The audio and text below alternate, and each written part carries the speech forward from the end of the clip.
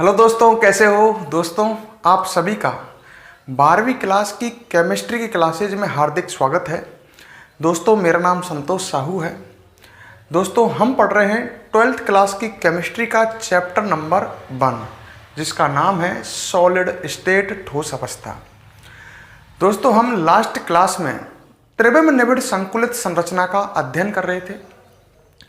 दोस्तों, last class में मैंने आपको बताया था कि कैसे हम षटकोणीय द्विविमीय परतों से त्रिविमीय निबिड़ संकुलित संरचना का निर्माण करते हैं। ठीक है, मतलब लास्ट क्लास में हमारा टॉपिक चल रहा था षटकोणीय द्विविमीय परतों से त्रिविमीय निबिड़ संकुलित संरचना का निर्माण। एक बार और देखो मैं ब्लैक बोर्ड पे बना रहा हूं, सामने देखो।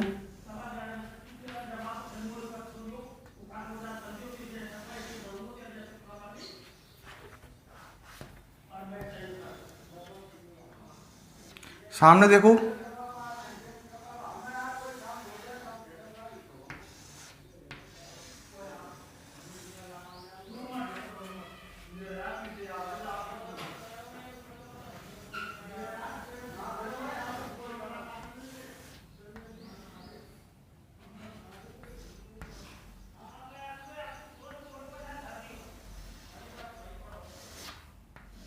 केवल समझने के लिए समझो, केवल, है ना। डायग्राम किस तरह का बन रहा है इससे कोई मतलब नहीं है, हमें टॉपिक समझ में आना चाहिए।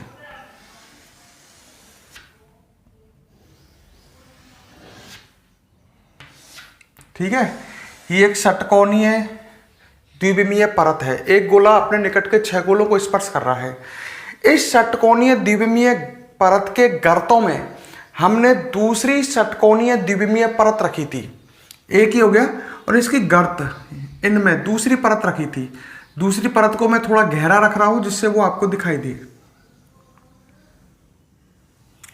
ये नीचे की परत रखी हुई है, इसके ऊपर अब मैं एक दूसरी परत रख रहा हूं। इस परत को मैं थोड़ा गहरा बना रहा हूं जिससे ये साफ दिखे। ठीक है, इस तरह से, जिससे आपको क्लियर दिखे। एक षटकोणीय द्विविमीय परत और उसकी गर्तों में मैं दूसरी षटकोणीय द्विविमीय परत रख रहा हूं।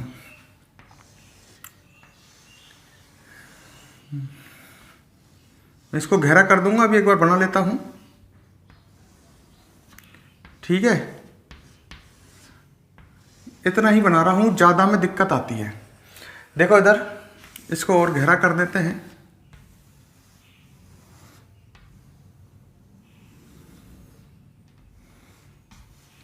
ये जो डार्क कर रखी है ना मैंने, ये ऊपर की परत है।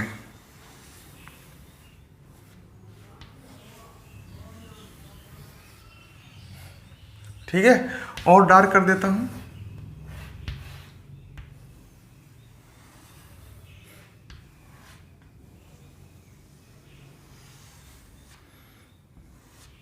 ठीक है, तो एक परत दिख रही है, उसकी गर्तों में दूसरी परत रखी हुई है।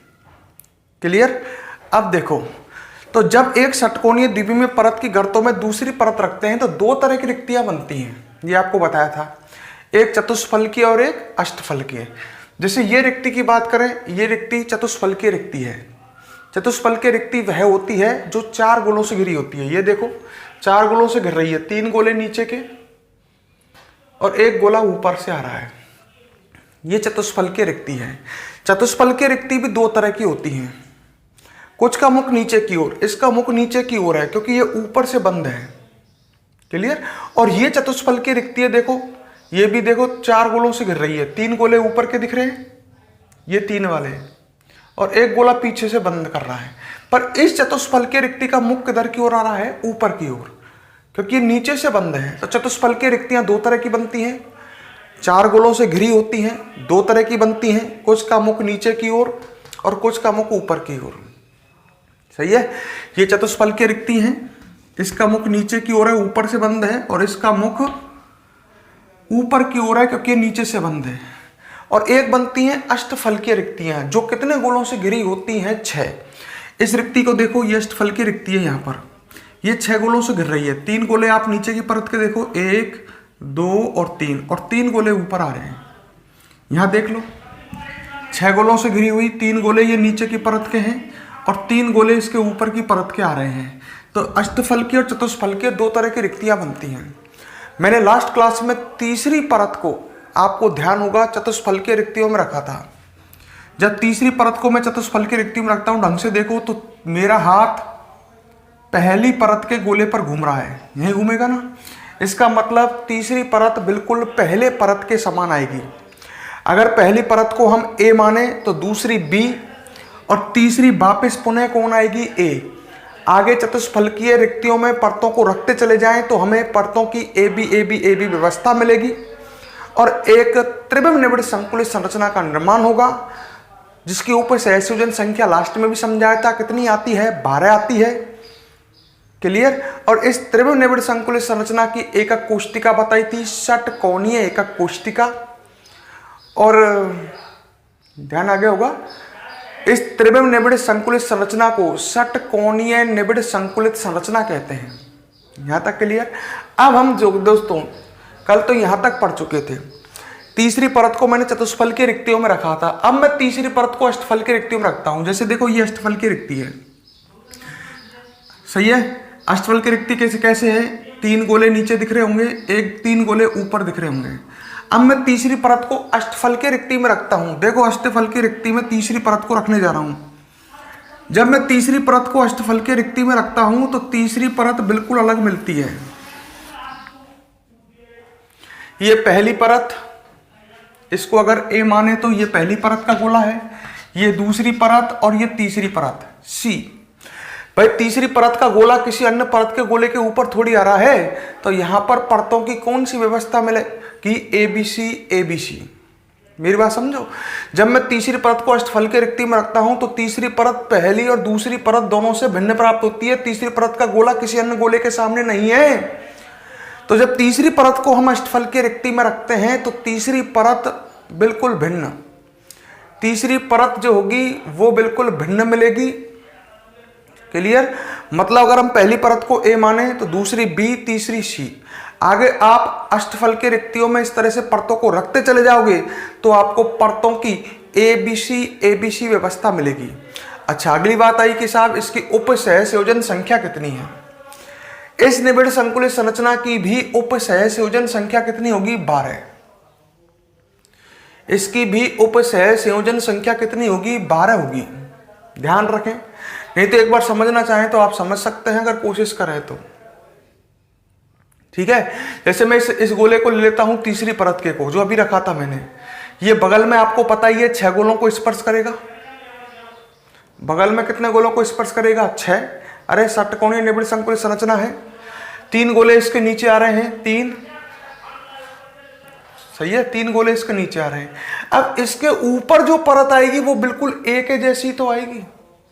अरे ए बी सी के बाद ए आ रहा है तो इसके नीचे 3 गोले आपको दिख रहे होंगे, ये बी परत के, दूसरी परत के, और इसके ऊपर जो 3 गोले आएंगे वो ऐसे ही तो आएंगे, ए परत के ही तो आएंगे, इस तरह से। तो ये गोला एक तरह से अपने निकट के कितने गोलों को स्पर्श करेगा, 12। 6 साइड में, 3 नीचे की परत के, देखो इधर वाले दूसरी परत के 3 गोलों को, ये तीसरी परत का गोला अपने नीचे के 3 गोलों को, अपने नीचे ऊपर के फिर 3 गोलों को, तो कुल कितने गोलों को स्पर्श कर जाएगा, 12।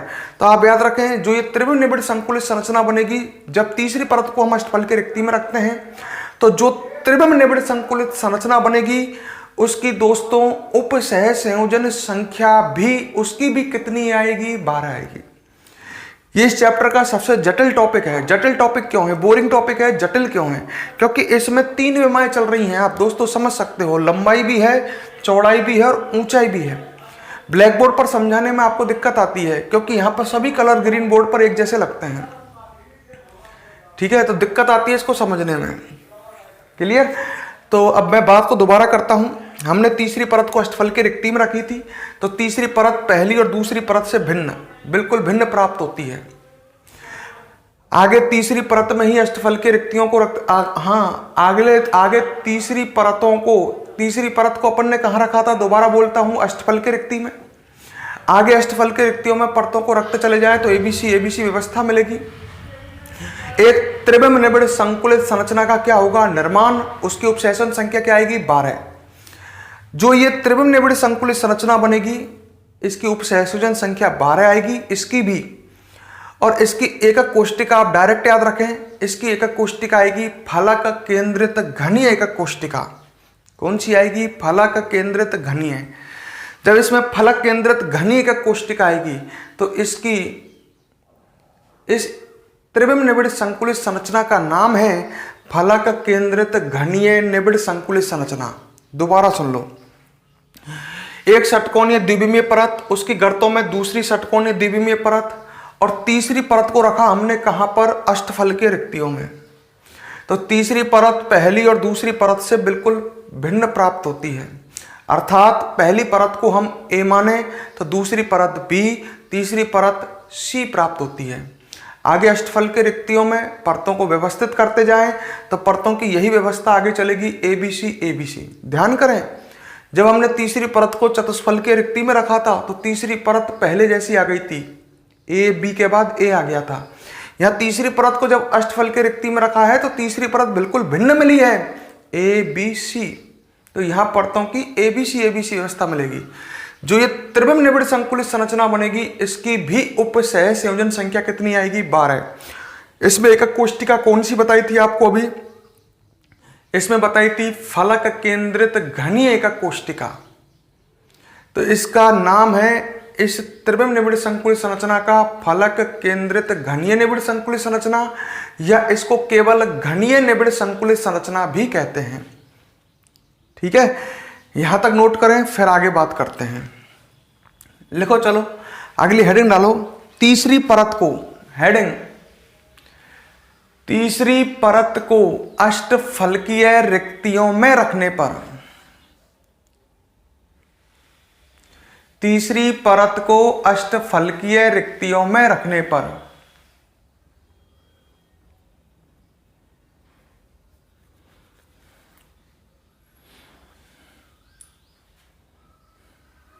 डाल दिए हेडिंग और डैश करो।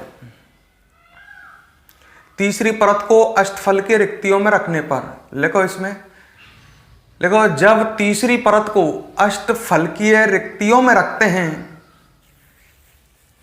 जब तीसरी परत को अष्टफलकीय रिक्तियों में रखते हैं, अष्टफलकीय रिक्तियों में रखते हैं,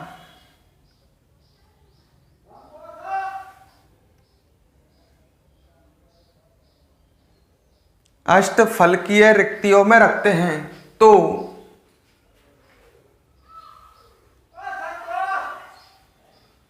तीसरी परत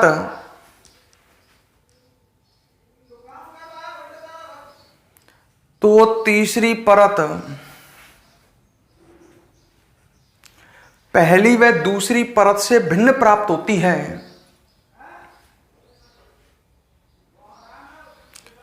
पहली व दूसरी परत से भिन्न प्राप्त होती है, अर्थात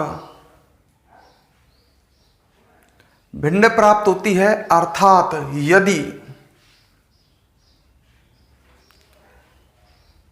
पहली परत को ए माने, पहली परत को ए माने, तो दूसरी परत बी, तो दूसरी परत बी तथा तीसरी परत सी है। पहली परत को ए माने तो दूसरी परत बी तथा तीसरी परत सी है। तीसरी परत कौन सी है? सी है। बिल्कुल अलग आ रही है तीसरी परत, इसका गोला किसी अन्य गोले के ऊपर नहीं है। आगे लिखो, इस प्रकार यदि आगे परतों को व्यवस्थित करते जाएं, इस प्रकार यदि आगे परतों को व्यवस्थित करते जाएं, मतलब आगे परतों को अष्टफल की रिक्तियों में रखते चले जाओ। इस प्रकार यदि आगे, लिखो, इस प्रकार यदि आगे परतों को व्यवस्थित करते जाएं, व्यवस्थित करते जाएं, तो हमें परतों की एबीसी व्यवस्था मिलती है। एबीसी व्यवस्था, एबीसी फिर डॉट डॉट डॉट लगा लेना। एबीसी डॉट डॉट डॉट व्यवस्था मिलती है। ठीक है, तो एक त्रिभुज निबिड़ संकुलित संरचना बन जाएगी। इसकी उपसेशन संख्या डायरेक्ट याद रखो कितनी आती है, 12। लिखो, इस त्रिविम निबिड़ संकुलित संरचना की, त्रिविम निबिड़ संकुलित संरचना की, त्रिविम निबिड़ संकुलित संरचना की उप सह संयोजन संख्या 12 होती है। उप सह संयोजन संख्या 12 होती है।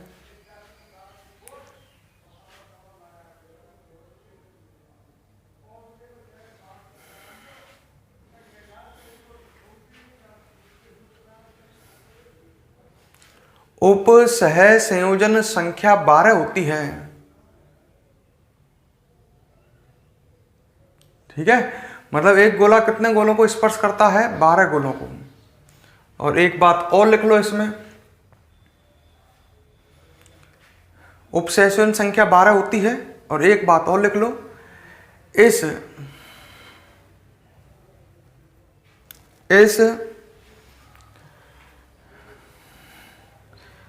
त्रिविम निबिड़ संकुलित संरचना की एकक कोष्टिका,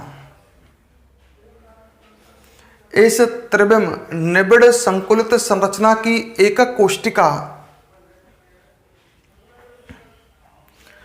फलक केंद्रित घनीय एकक कोष्टिका होती है। कौन सी होती है? फलक केंद्रित घनीय एकक कोष्टिका होती है।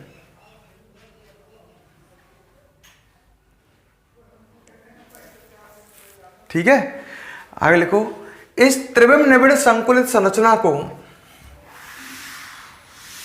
इस त्रिविम निबिड़ संकुलित संरचना को फलक केंद्रित घनीय,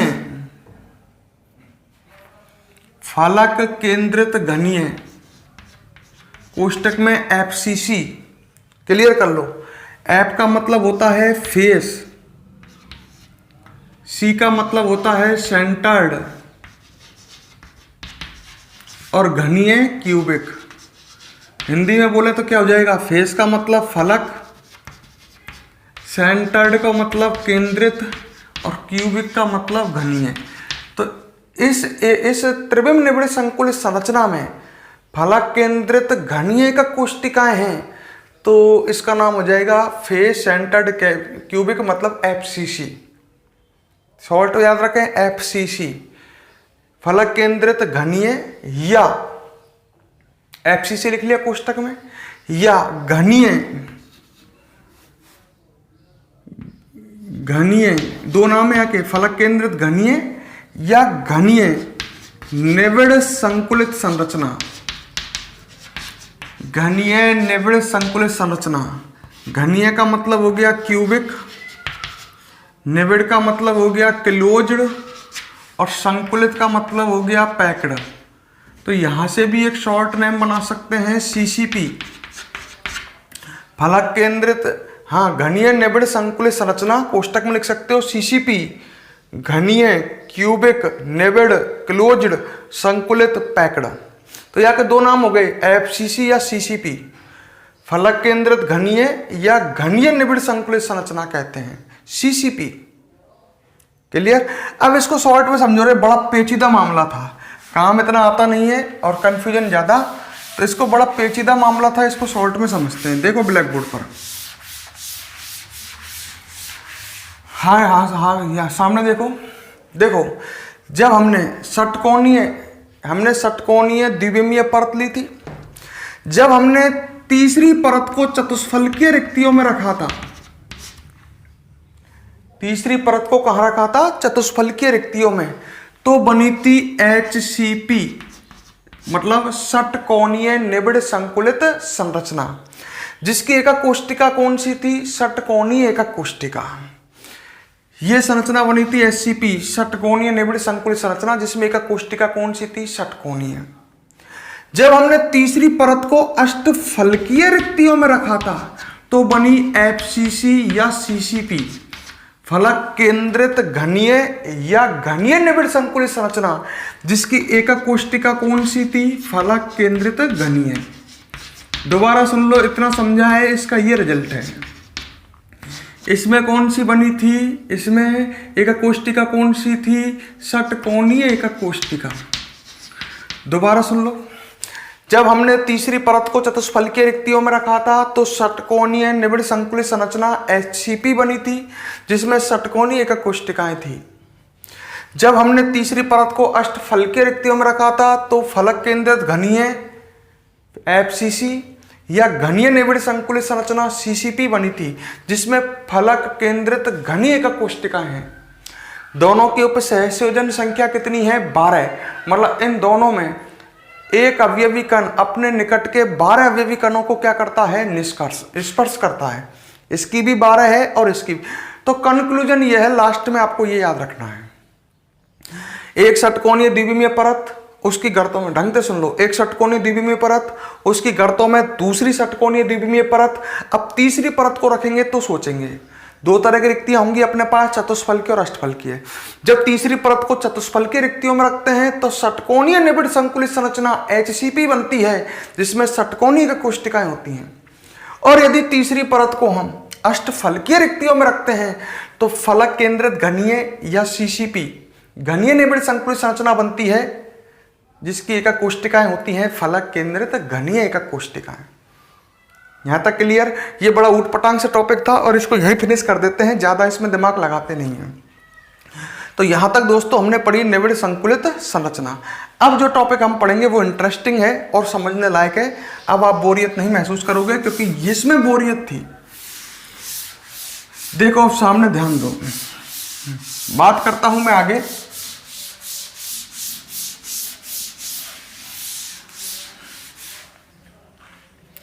नेक्स्ट टॉपिक की ओर बढ़ते हैं। नेक्स्ट टॉपिक है संकुलन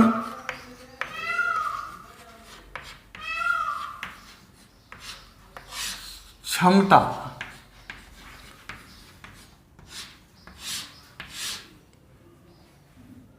ठीक है, देखो इधर नेक्स्ट टॉपिक संकुलन क्षमता।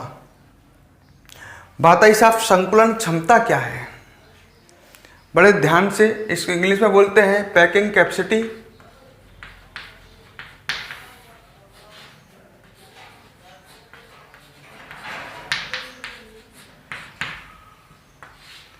संकुलन क्षमता, पैकिंग कैपेसिटी, ये क्या होती है? ठीक है, देखो इधर संकुलन क्षमता या पैकिंग कैपेसिटी क्या होती है। मान लो कोई एकक कोष्टिका है, ढंग से देखना, सामने समझना। ठीक है, इसमें अवयवी कण है, ये एकक कोष्टिका है, ये इसमें अवयवी कण है। ठीक है, इस एकक कोष्टिका का कुल आयतन मान लेते हैं 10 सेंटीमीटर क्यूब। एकक कोष्टिका का कुल आयतन है ये। इस एकक कोष्टिका का कुल आयतन 10 सेंटीमीटर क्यूब है। एक घन है तो ये घनी तो है, इसका कुल आयतन है 10 सेंटीमीटर क्यूब। अच्छा, इसमें जो अवयवी कण है, दिख रहे हैं ये अवयवी कण, इनका आयतन है मान लो 5 सेंटीमीटर क्यूब। ये इसमें उपस्थित अवयवी कणों का आयतन है।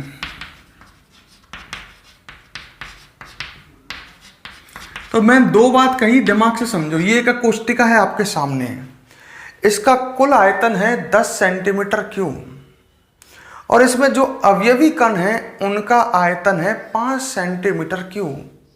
तो बताओ मुझे, एकक कोष्टिका के कुल आयतन का अवयवी कणों ने कितना आयतन घेर रखा है? आप कहोगे आधा, यही तो कहोगे आधा।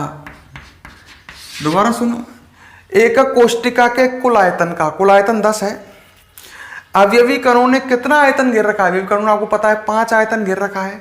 तो कुल आयतन का अवयवी कणों ने कितना आयतन घेर रखा है? आपने कहा आधा, अर्थात आपने कहा 5/10। यही तो कहा। यह है संकुलन क्षमता। है क्या है संकुलन क्षमता?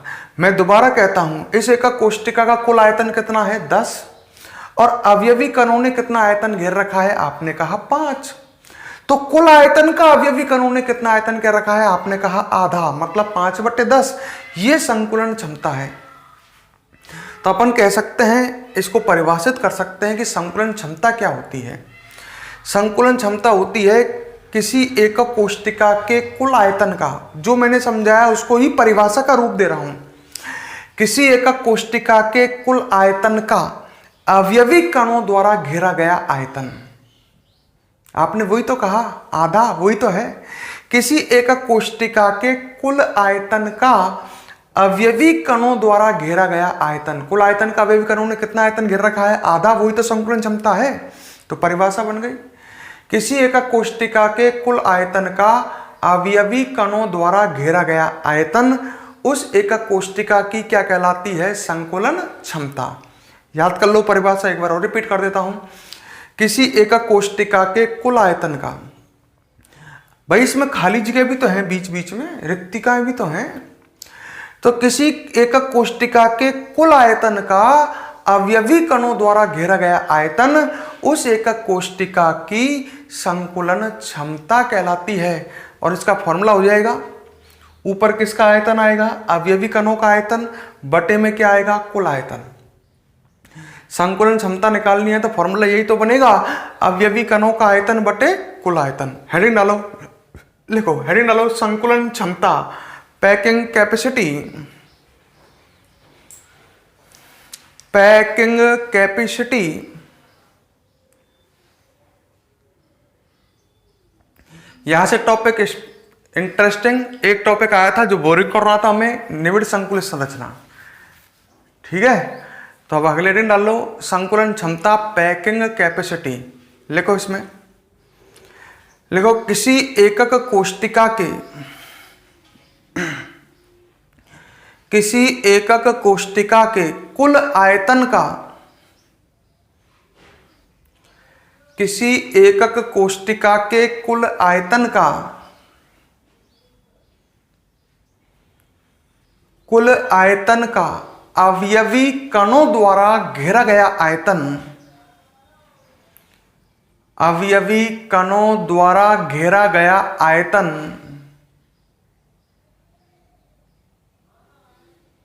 अवयवी कणों द्वारा घेरा गया आयतन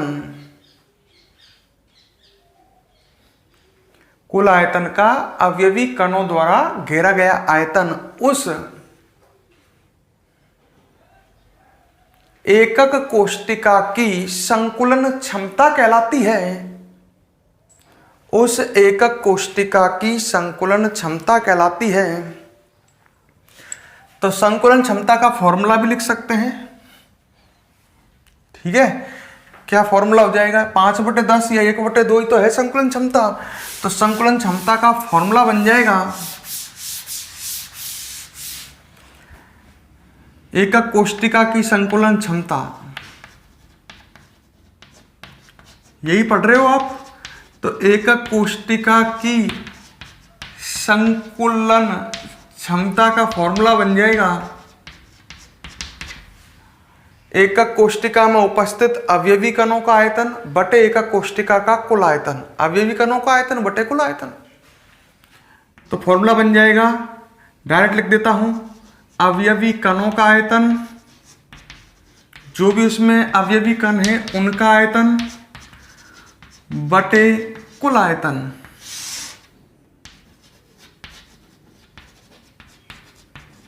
सही है, ये फॉर्मूला बन गया। अगर आपको एक ये परसेंट में निकालनी हो संकुलन क्षमता है, तो परसेंट में निकालनी है तो 100 का गुना करोगे, मतलब 50% आ जाएगी। अरे मैंने आपसे कहा, अभी ध्यान करो, अवयवी कणों का आयतन था 5 और एकक कोष्टिका का आयतन था कितना? 10। मैंने कहा था अवयवी कणों ने एकक कोष्टिका के आयतन का कितना आयतन घेर रखना है? आपने कहा आधा, आप 50% भी तो कह सकते थे। अगर आपको संकुलन क्षमता परसेंट में निकालनी है तो गुना 100 कर दोगे, किस में आ जाएगी? प्रतिशत में आ जाएगी। नहीं आ जाएगी क्या? सही है। मैंने कहा आधा, आधा का मतलब आप 50% भी तो कह सकते हैं, और 50% के लिए आपको गुना 100 करना ही पड़ेगा। तो संकुलन क्षमता का फॉर्मूला बन गया अवयवी कणों का आयतन बटे कुल आयतन इंटू 100%। इसको नोट करें, फिर आगे बढ़ेंगे अपन। अगर परसेंट में निकालनी है तो गुना 100 का हो जाएगा। तो एकक कोष्टिका की संकुलन क्षमता हो गई एकक कोष्टिका में उपस्थित अवयवी कणों का आयतन बटे कुल आयतन, और गुना कितनों का करोगे? 100 का, जिससे आपके पास आ जाएगी संकुलन क्षमता।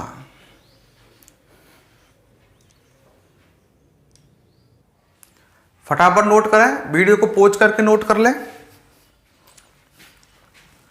ठीक है। वीडियो को पॉज करो और पॉज करके फटाफट नोट करो।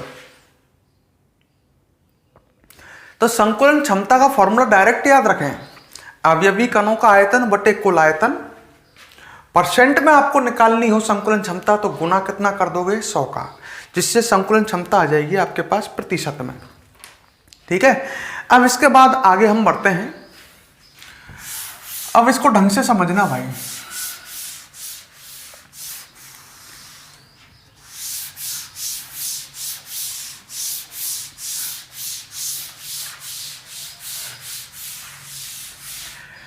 हम संकुलन क्षमता पढ़ रहे हैं, सबसे पहले इसको पूरे को समझना एक बार। फलक केंद्रित घनीय एकक कोष्टिका की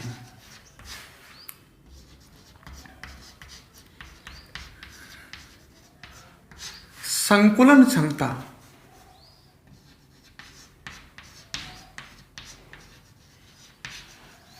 तो हमारा नेक्स्ट टॉपिक है। हेडिंग मत डालो अभी कुछ भी, केवल ब्लैक बोर्ड पर देखो।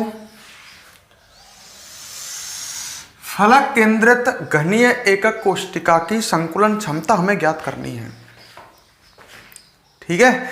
देखो इधर सामने में एक बार शॉर्ट में समझाता हूं, फिर डिटेल में लिखाऊंगा। देखो ये मान लो एक फलक केंद्रित घनीय एकक कोष्टिका है। घनीय एकक कोष्टिका है, इसका मतलब आप समझ गए होंगे। घनीय मतलब आपने पढ़ा है ए बराबर बी बराबर सी, एल्फा बराबर बीटा बराबर गामा बराबर 90 डिग्री। तो ये एक घनीय कोष्टिका है, फलक केंद्रित घनीय है। इसका मतलब अवयवी कण सभी 8 कोणों पर, फलक केंद्रित है ना, अवयवी कण सभी 8 कोणों पर, और इसमें जो सभी 6 फलक हैं उसके मध्य में, इस फलक के बीच में, इस फलक के बीच में, इस फलक के बीच में, ये आगे वाले फलक के बीच में, और ये पीछे वाले फलक के बीच में। तो ये एक फलक केंद्रित घनीय एकक कोष्टिका है। इसमें अवयवी कण सभी 8 कोणों पर और सभी 6 फलकों के मध्य में प्रेजेंट हैं। इसकी हमको संकुलन क्षमता निकालनी है, सही है। तो अपन को संकुलन क्षमता का फॉर्मूला पता ही है। आप क्या करोगे संकुलन क्षमता निकालने के लिए?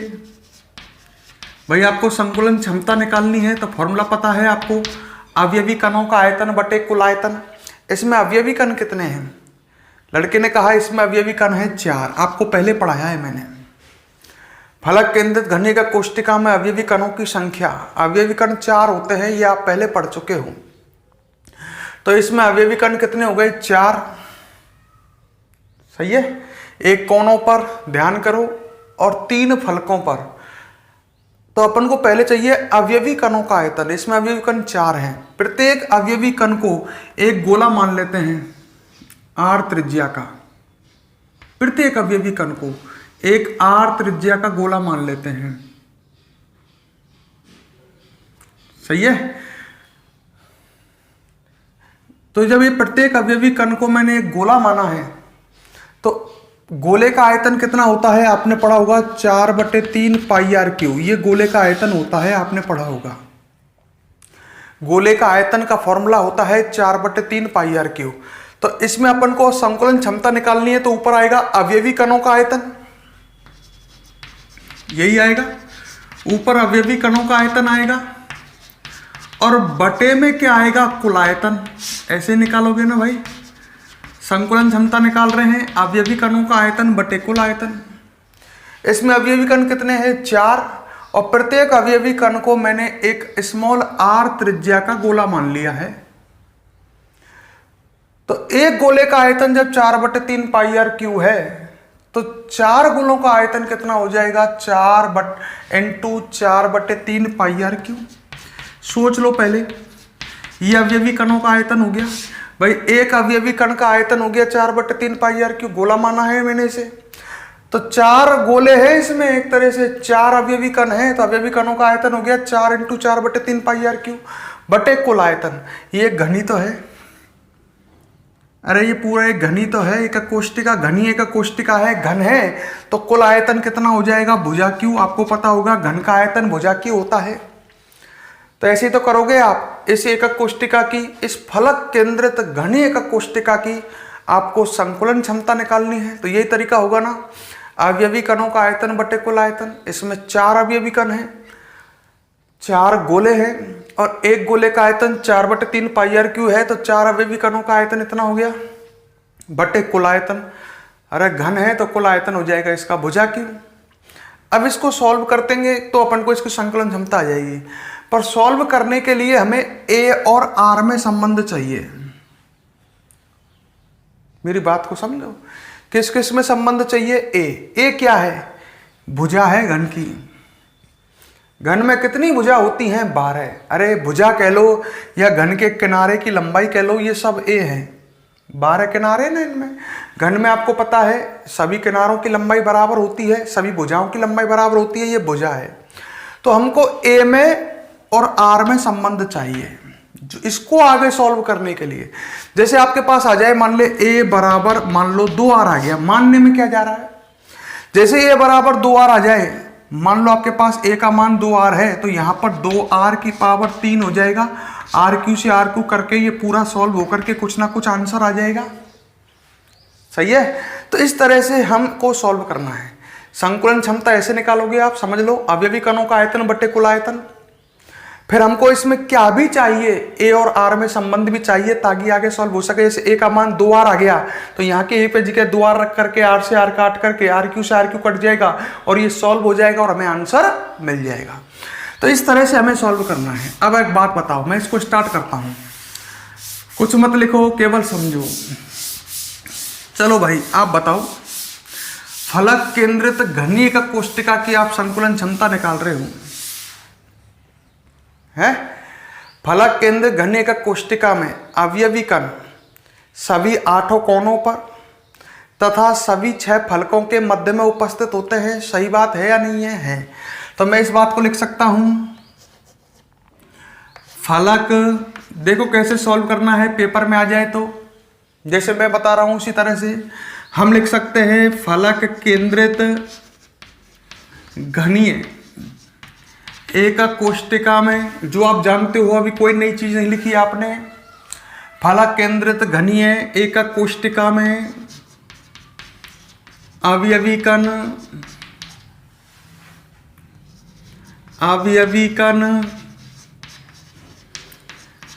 सभी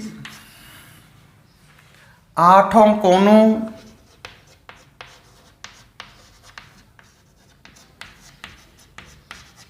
तथा सभी 6 फलकों के मध्य में उपस्थित होते हैं। कोई गलत, कोई नई बात तो नहीं लिखी, जानते हैं इसको। फलक केंद्र घनी कोष्टिका में अवयवी कण सभी 8 कोनों तथा सभी 6 फलकों के मध्य में उपस्थित होते हैं। अतः अवयवी कणों की संख्या निकाल सकते हो क्या? पढ़ चुके हो, अवयवी कणों की संख्या निकालना आपको सिखाया था। कैसे निकालोगे? 8 शॉर्ट कर दूं, 8 कोने इंटू 1/8। पहले पढ़ा है प्रत्येक कोने के कण का भाग। अरे शॉर्ट में कर देता हूं, 8 कोने हैं इंटू 1/8 प्रत्येक कोने के कण का भाग। 8 कोने हैं ना, और 1/8 प्रत्येक कोने कण का, तो कोने पर एक कण हो गया, प्लस 6 फलक हैं इंटू फलक के कण के मध्य का भाग कितना होता है 1/2, पहले पढ़ा है। तो आ जाएगा आपके पास 8 से 8 कट करके 1 प्लस 6, तो 3, 1 प्लस 3 मतलब कुल कितने कण आ जाएंगे 4 अवयवी कण। तो मैंने ये पहले सॉल्व कर चुका हूं। तो फलक केंद्र घने का कोष्टिका में कुल अवयवी कण कितने होते हैं 4। यहां तक हो गया। अच्छा, प्रत्येक अवयवी कण को माना प्रत्येक अवयवी कण स्मॉल r त्रिज्या का गोला है। प्रत्येक अवयवी कण को स्मॉल r त्रिज्या का गोला मान लिया। सही है। आता है प्रत्येक अवयवी कण का आयतन कितना हो जाएगा,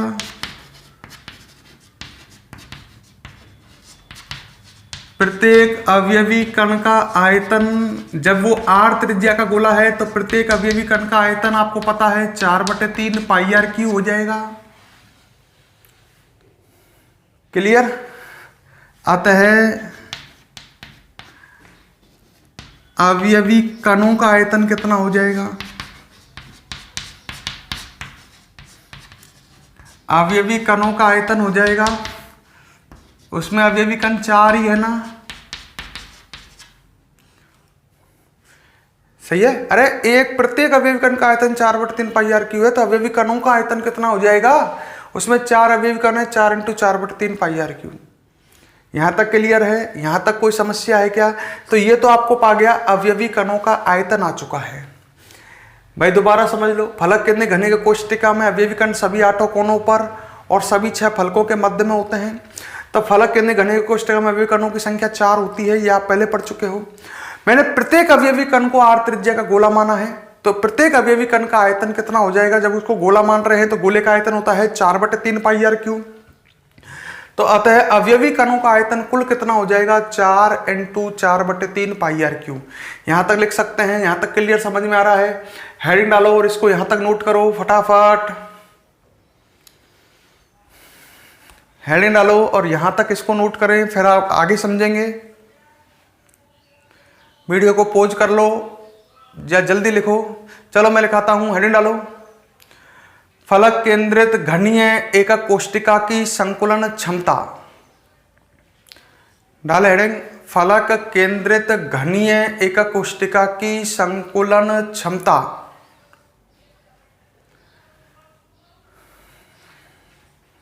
डाल दिया हेडिंग। अब इसमें नीचे लिखो, डालो हेडिंग, फलक केंद्र घनीय एकक कोष्टिका की संकुलन क्षमता। नीचे लिखो, फलक केंद्रित घनीय एकक कोष्टिका में, पेपर में ऐसे कैसे करना है जैसे मैं बता रहा हूं। फलक केंद्रित घनीय एकक कोष्टिका में अवयवी कण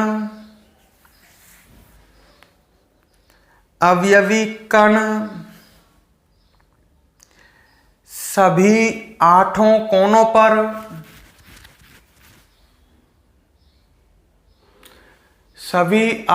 कोनों पर तथा सभी 6 फलकों के मध्य में उपस्थित होते हैं। सभी 6 फलकों के मध्य में उपस्थित होते हैं। क्लियर। अगली लाइन पे आ जाओ, आगे लिखो। अतः अवयवी कणों की संख्या बराबर, ये आपने पहले सॉल्व किया है। अवयवी कणों की संख्या बराबर, इस तरह से कर लो, 8 × 1/8 प्लस 6 × 1/2 बराबर आ जाएगा 4 अवयवी कण। लिख लिया यहां तक।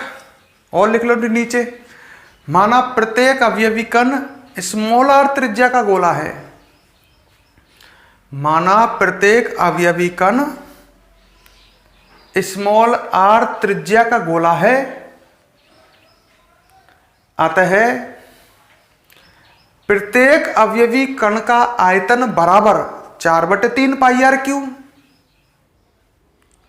प्रत्येक अवयवी कण का आयतन बराबर 4/3 पाई आर क्यू।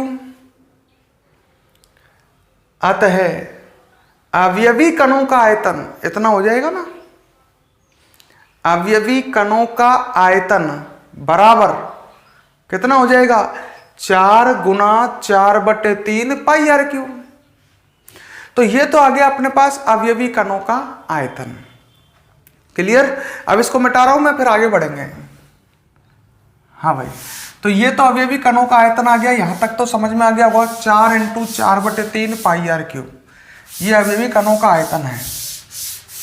अब आगे देखो,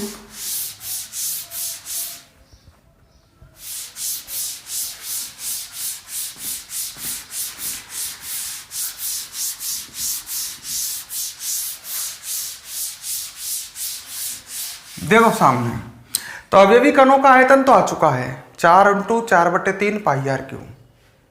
क्लियर। अच्छा, अब एक बात सुनो, जो घनीय एकक कोष्टिका होती है, देखो इधर ब्लैक बोर्ड पर समझो, घनीय एकक कोष्टिका जो होती है, इसमें जो ये फलक के बीच का कण होता है, इसको इस तरह से बना देता हूं। फलक के बीच का कण जो होता है, ये सभी इस फलक के जो सभी चारों कोनों के कण हैं, इनको स्पर्श करता है। मेरी बात समझो भाई, फलक के बीच का कण इस फलक के जो चारों कोनों के कण हैं, इनको स्पर्श करता है। जैसे आप समझो, आपके पास 4 बॉल हैं, है ना, और बीच में एक बॉल आप फिट कर दो, तो बीच वाली बॉल ऊपर की चारों कोनों की बॉलों को स्पर्श नहीं करेगी क्या? है, 4 बॉल हैं,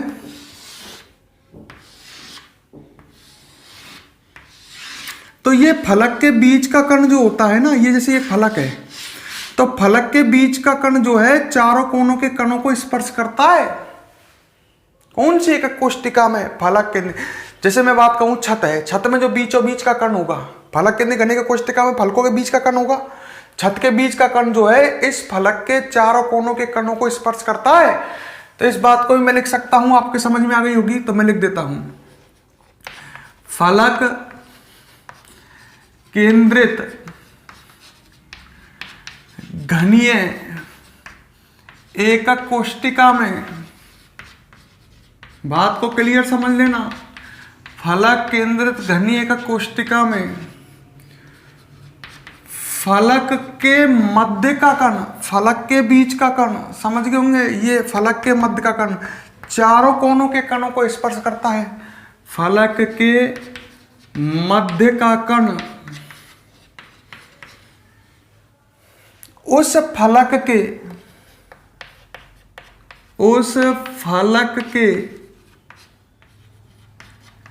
चारों कोनों के कणों को स्पर्श करता है।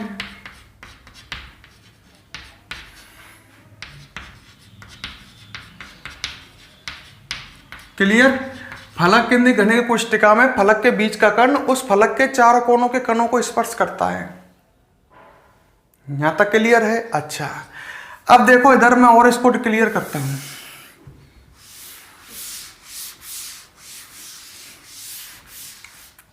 सही है।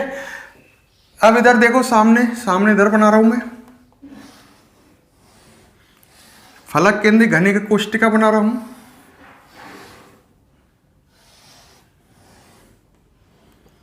तो ये तो क्लियर हो गई होगी बात, फलक के बीच का कण उस फलक के चारों कोनों के कणों को स्पर्श करता है। मतलब फलक के बीच में यहां जो कण होगा,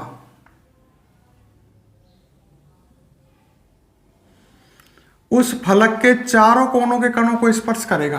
पूरी नहीं बना रहा हूं, जितनी जरूरत पड़ रही है उतनी बना रहा हूं, ठीक है। भले बना लो पूरी, तो ये फलक केंद्रीय घनीय कोष्टिका है, अवयवी कण सभी कोनों पर, सही है, सभी 6 फलकों के मध्य में, पूरी बना लो, कोई दिक्कत नहीं है। फलक केंद्रीय घनीय कोष्टिका है। अब फलक के बीच का कण जो है इसके चारों कोनों के कणों को स्पर्श करेगा।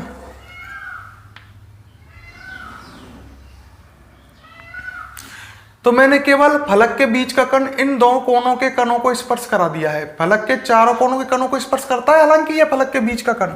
तो एक बात बताओ मुझे, प्रत्येक गोले की त्रिज्या आपने स्मॉल r मानी है, तो यहां से लेकर के मतलब इस गोले के केंद्र से इस गोले के केंद्र तक की दूरी सोच लो कितनी आएगी। ये R, ये 2R और ये R है, इसको AC मान लेते हैं। मतलब इस गोले के केंद्र से इस छत है, ये छत, इस गोले के केंद्र से इस गोले के केंद्र तक की दूरी ये AC बराबर, इसको AC मान लेता हूं मैं, ये 4R आएगी नहीं आएगी? आएगी। तो हम लिख सकते हैं अतः जब फलक के मध्य का कण इस फलक के चारों कोनों के कणों को स्पर्श कर रहा है तो A से लेकर के C तक, मतलब इस गोले के केंद्र से इस गोले के केंद्र तक की दूरी R, 2R और R, तो AC बराबर कितनी आ जाएगी? 4R। इसको समीकरण 1 मान के छोड़ जाता हूं। क्लियर? अच्छा, ये तो AC बराबर 4R आ गई। मैं ये क्या कर रहा हूं, क्यों कर रहा हूं भाई? मुझे आप ध्यान करो, A और R में संबंध चाहिए। A है ये घन की भुजा और मुझे A और R में संबंध चाहिए। AC बराबर 4R आए।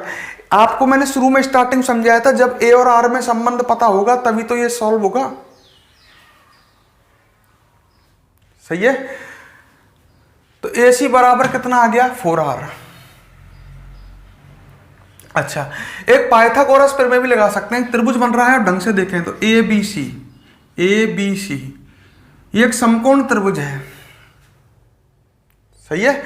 अच्छा, आपको पता ही है इसमें सभी कोण 90 के हैं। ये कोण 90 का है, ये कोण 90 का है कि नहीं है? घन में सभी कोण, कोने पर मिलने वाले सभी कोण 90 के होते हैं। ये भुजाएं तो हैं, दो भुजाओं के बीच में 90 का कोण होगा। ये भी A है और ये भी A है। ये घन की भुजा है, ये भी A है और ये भी A है, ये वाली भी। तो आप ढंग से देखें, अगर मैं AC निकालूं AC, तो AC का मान √2A नहीं आ जाएगा कि एक समकोण त्रिभुज है, ये 90 का कोण है। सही है क्या? मतलब मैं क्या कर सकता हूं पाइथागोरस प्रमेय से, देखो इधर, पाइथागोरस प्रमेय से त्रिभुज कौन से में? ABC में। पाइथागोरस प्रमेय से त्रिभुज ABC में दिख रहा है। त्रिभुज ABC में आप क्या लिखाओगे? पाइथागोरस प्रमेय कर्ण स्क्वायर बराबर पढ़ा होगा, कर्ण स्क्वायर, कर्ण हो गया AC। अरे ये समकोण, ये 90 का कोण है, इसके सामने भुजा ये कर्ण हो गई। कर्ण स्क्वायर मतलब AC स्क्वायर बराबर लंब स्क्वायर प्लस आधार स्क्वायर, AB का स्क्वायर प्लस BC का स्क्वायर, ऐसे निकालोगे। AC का स्क्वायर बराबर AB square plus BC square. AC का स्क्वायर निकालना है आपको, कर्ण स्क्वायर निकालना है। AB का मान कितना है? A घन की भुजाई है, घन की सब भुजा A होती हैं। A का स्क्वायर और BC भी A ही होगी, ये भी घन की भुजा है। तो AC का स्क्वायर बराबर कितना आ गया? AC बराबर आ गया 2A square, A square plus A square.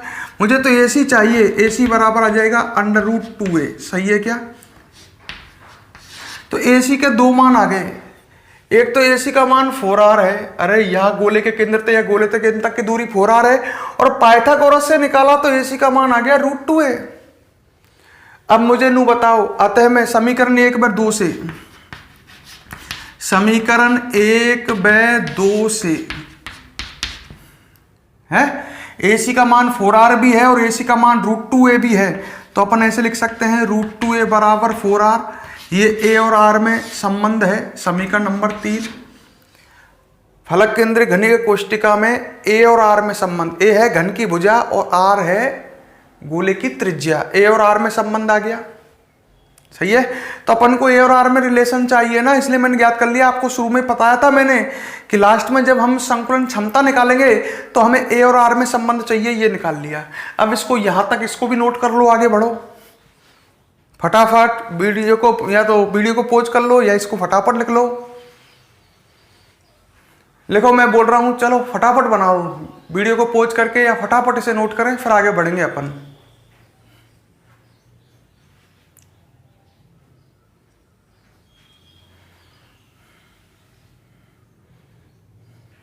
जैसे मैंने बना रखा है बिल्कुल डिटो इसी तरह से आप इसको बना लो और नोट कर लो।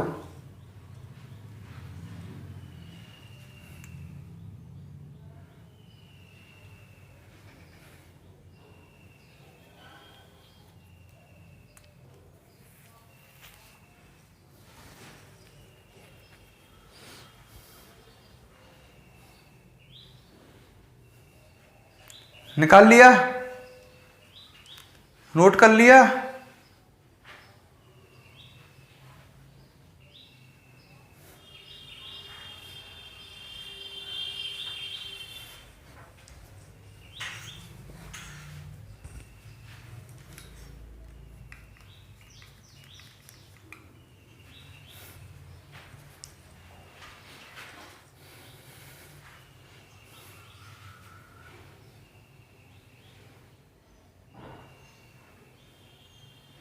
फिर समझ लो, फलक के पोज करके लिख लेना। फलक के घने के कोष्ठक में फलक के मध्य का कण जो होता है उस फलक के चारों कोनों के कणों को स्पर्श करता है। सही है। तो फिर AC का मान 4r तो आएगा ही। r इस गोले के केंद्र से इस गोले के केंद्र तक की दूरी 4r आ जाएगी। ये तो आपको ब्लैक बोर्ड दिख रही है, ये r, ये 2r और ये r। और पाइथागोरस प्रमेय से भी तो निकाल सकते हैं। एक समकोण त्रिभुज बन रहा है त्रिभुज ABC में, AC स्क्वायर बराबर हो जाएगा AB square plus BC square, ये दोनों A है तो इसका मान आप निकाल सकते हो √2a आ जाएगा। अरे a square plus a square 2a square, AC का मान √2a आ गया। तो अपने पास AC और AC के दो मान आ गए 4r और √2a, मतलब a और r में संबंध आ गया। अब हम इसके बाद आगे इसको याद रखना, √2a बराबर 4r। फलक केंद्रित घनी के कोष्टिका में डायरेक्ट याद रखो, कई बार काम आता है। फलक केंद्रित घनी के कोष्टिका में A और R के मध्य संबंध, मतलब घन की भुजा और अवयवी कण की त्रिज्या के मध्य संबंध, √2a बराबर 4r। क्लियर। अब हम निकालते हैं संकुलन क्षमता। अब पूरी तैयारी हो चुकी है, A और R में संबंध भी आ चुका है।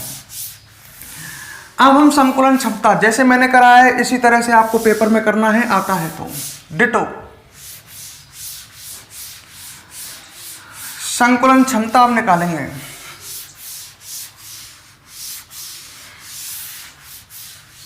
ठीक है, देखो इधर संकुलन क्षमता निकालेंगे।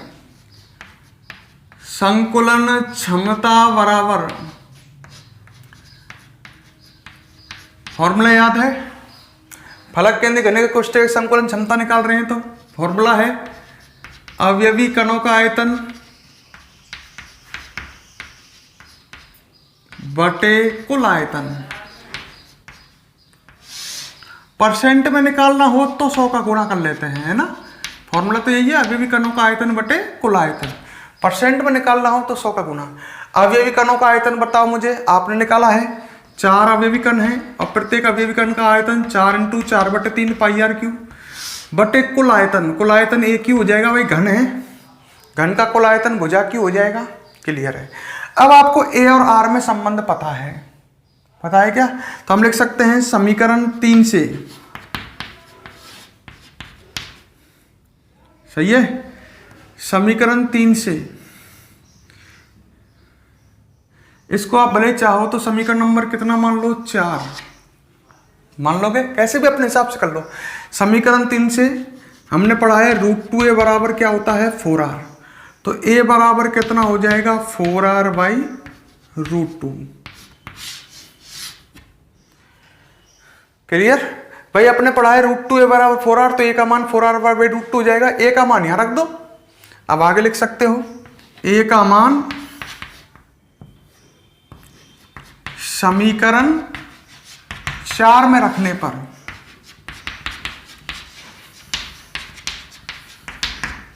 सही है, a का मान समीकरण 4 में रखने पर तो आ जाएगा संकुलन क्षमता बराबर 4 × 4/3 πr³ बटे a का मान कितना रख दोगे 4r/√2, 4r/√2 √2 पूरे की घात कितनी आ जाएगी 3, घात 3 है। सॉल्व करोगे इसको तो आएगा ये 0.74, डायरेक्ट याद रख लें। क्यों सॉल्व करते हो जाएगा, r से r कट जाएगा, ये पूरा सॉल्व हो जाएगा। आंसर आएगा 0.74 और आपको परसेंट में निकालनी हो 0.76 आएगी संकुलन क्षमता फलक केंद्र घनी का कोष्टिका की। परसेंट में निकालनी है तो 100 का गुना करोगे, 100 का गुना करोगे तो 74% आ जाएगा। तो डायरेक्ट भी याद रखें, फलक केंद्र घनी के कोष्टिका की संकुलन क्षमता 74% होती है। क्लियर। तो इस तरह से इसको सॉल्व कर सकते हैं, 0.74 या 74% आएगी। फटाफट आप इसको नोट करें।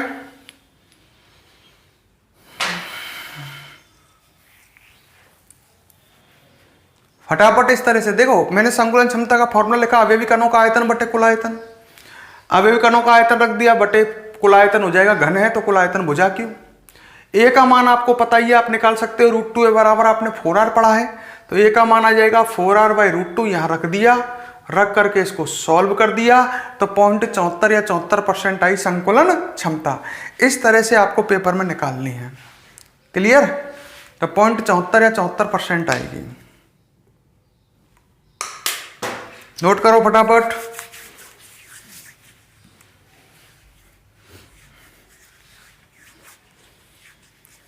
वीडियो को पॉज कर लो फिर लिख लो, पॉज नहीं करते हैं।